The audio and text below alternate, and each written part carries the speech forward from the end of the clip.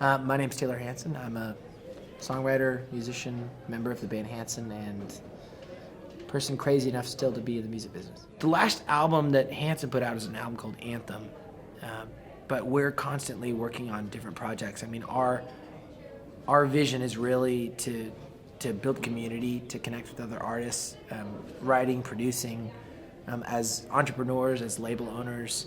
I mean, I act as the CEO of our company, so organizing, a business that stays afloat and, stays engaged with our fans. I mean, that's the constant mission. I think the future is going to depend on the artists, and it's going to be built on the artists that claim this idea that everything is included.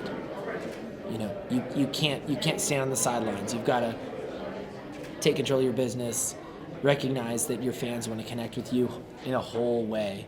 They want to connect with what you're passionate about. They want to connect with your songs, and your fans want to connect with each other. They want to connect with other people that feel that way about you.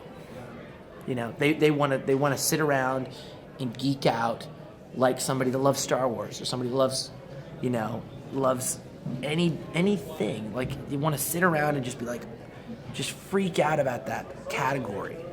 And you've got to realize that you need to kind of let, if you want to have a long-lasting career, you need to embrace it. You need to let that happen for who you are. The only thing that's different from a young artist, as far as things you need to learn from an old artist, is the pattern. When you're young, you don't have a history yet. So what I always talked about, especially now when it's like you can go on YouTube and suddenly find an audience, is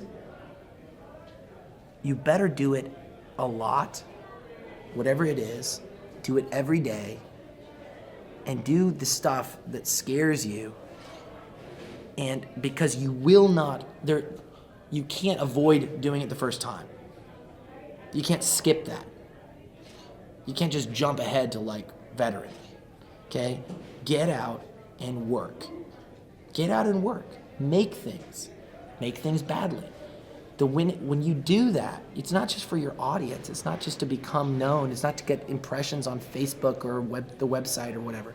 It's to become who you're supposed to be.